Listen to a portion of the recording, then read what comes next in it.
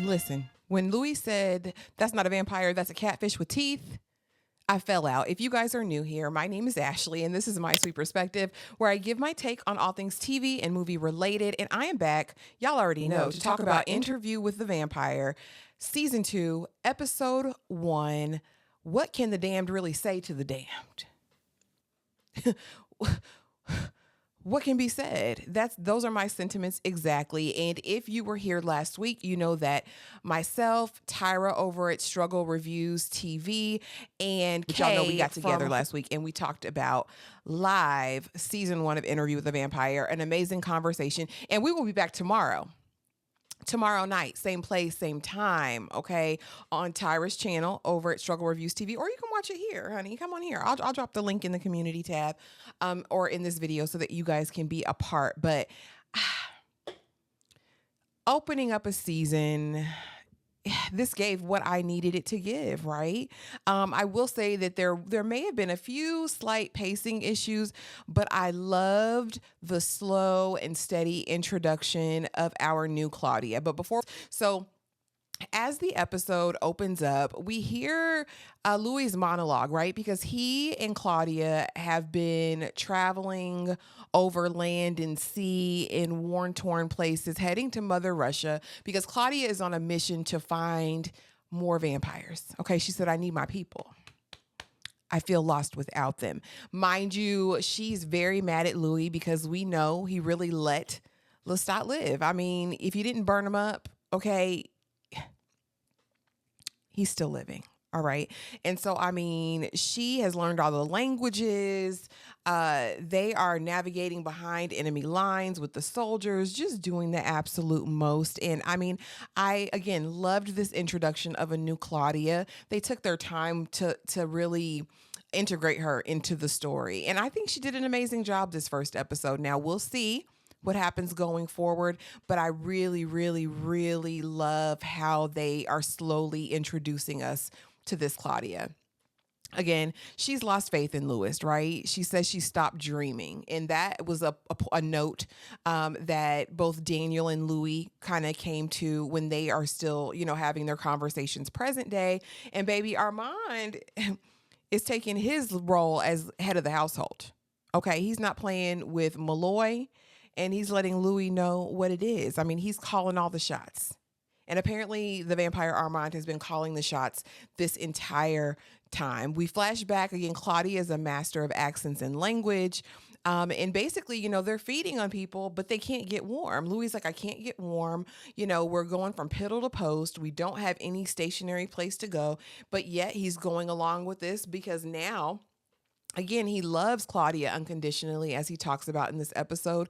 But in addition to that, he feels like he owes her.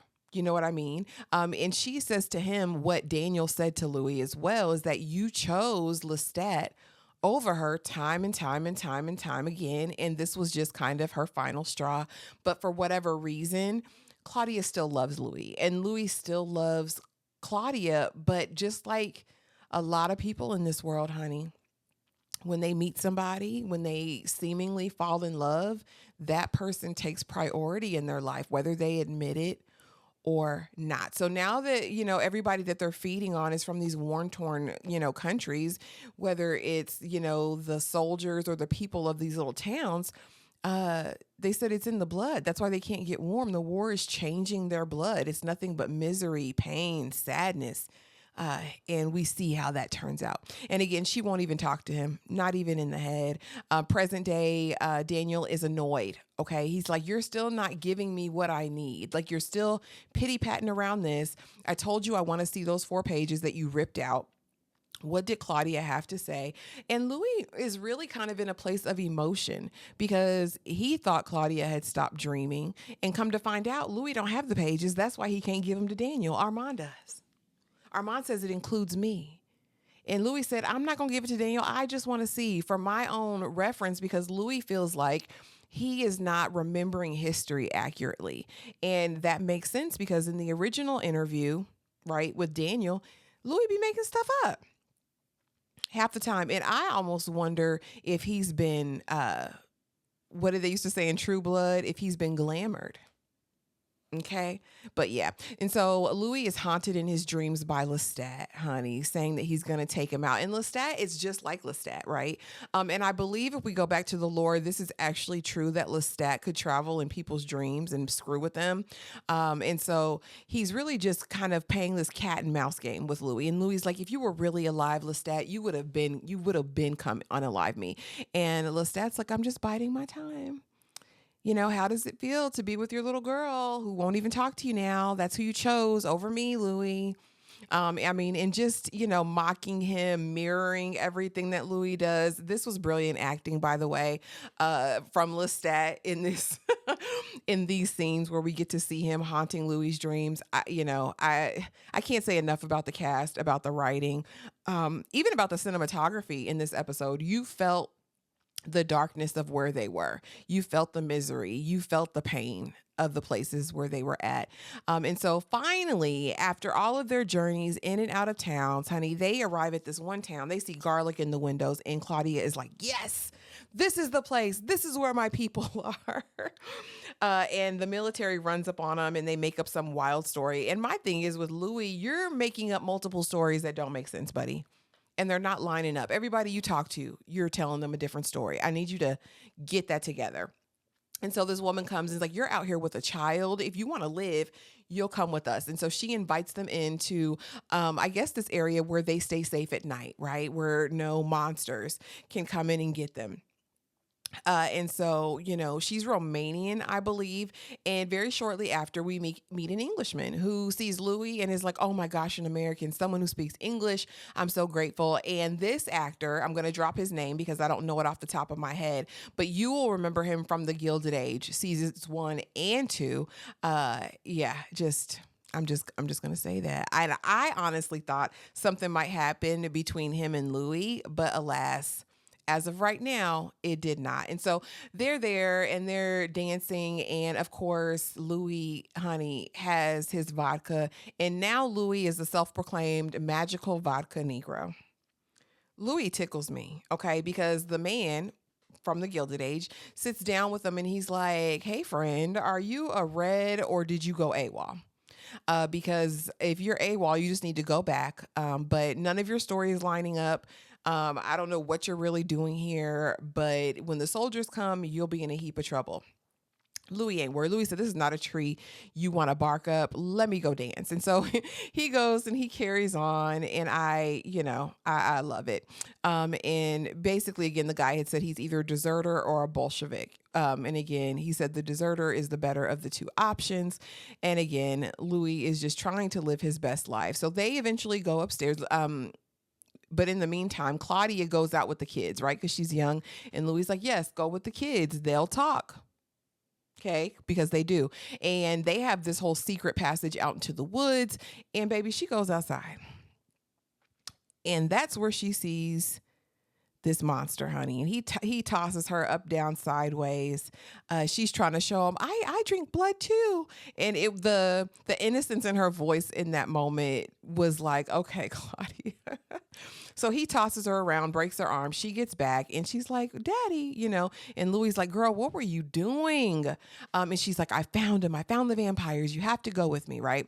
And so they have to go under covers because we know it's dark. But in the meantime, the soldiers arrive and we find out that the Romanian woman who welcomed them in was bitten. Right. But Claudia again's like, we got to go, Louis. We got to go get out of here. We need to find our people. And Louis walks away. Now, I think, again, we are seeing the dissipation of Louis' humanity the more, right, as the seasons progress. And I'm curious to see, because present day, it seems like he has some of that humanity back, but I think maybe this is just his journey. You know what I mean? And so he leaves and he's like, this is their battle to contend with. And they leave and they go out into the forest, honey, and they see the monster again. But now, honey, we see the elder mother. The elder mother, old world vampire who looks completely unhinged. I mean, it was definitely given Helena Bonham Carter. in any of the Tim Burton movies. That's what it gave to me. I loved the design of this character, and so they're there, and they get into it. Right, Louis, Claudia, the vampire, and the old world vampire, and Louis like, that doesn't look like a vampire. That looks like a catfish with teeth. Okay, and I fell out laughing because Louis, you always going to bring some comic relief, whether you know it or not. And so they're fighting, and Claudia has to protect Louis. So she rips the creature's eyes out, right? The one. And the mother is like, what is he going to do with no eyes? And so she unalives him. She's like, this is my child. And so she starts walking slowly. And Louis says, in this instant, we knew we needed to follow her. We go back to her house, honey. And baby, she's just trying to make herself children. She's just trying to make it. But every creature that she makes and is feeding them her blood comes out as some sort of monstrosity, right? And it's in the blood. And they try to explain that to her. And so Claudia is like, well, come with us, old world vampire. Mother elder, come on, elder mother, come with us. And she's like, to touch the grass and to be with you beautiful people and to do this, honey. And then she throws herself in the flames.